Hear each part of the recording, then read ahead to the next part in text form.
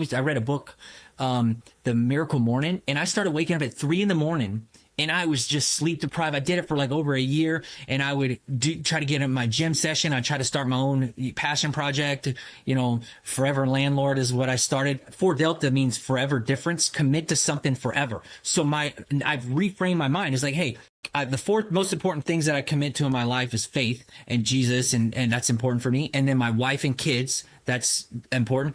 And then also health, eating healthy and going to the gym. And the last one is landlording, because I got to limit the stuff that I'm doing. And then when I reframe it like, hey, what are the four most important things? What am I committing to forever? No matter how long it takes, I'm going to do this. And another thing about Zuber's often, calling the older, people in his following that have value to make their first YouTube video and you have some kind of value, get out there and do something. Because once you get the bills paid and you have financial freedom, it would be good to have a channel to add some value.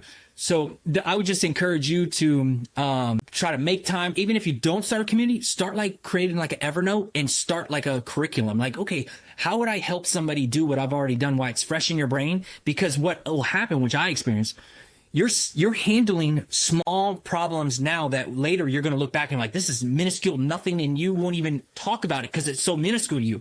But when you first start out, those first obstacles that you're not notating, there's something everybody's going to run into, and it's good to jot that down and talk about it.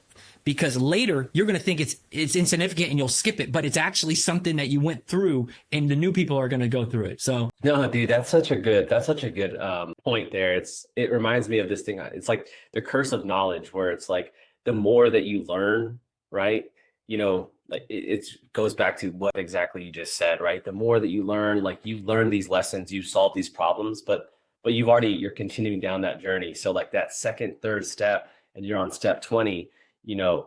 Like it said, you're like, oh yeah, no, we figured it out, but how did you figure it out? So like notating that, documenting that. And I think that's certainly what we try to do, is to kind of like document to create. So like documenting our journey up until this point. But I think you're right. We could definitely take it a step further and kind of codify exactly what it was. Because what comes to mind is like you're best positioned to help your previous self from like a year ago or 2 years ago, right? It was good to kind of hear that refreshing 4Delta like priorities and focus, and it's so easy to fall off, right? And so it takes that discipline to kind of get back on track. So that was good. Thank you for sharing that.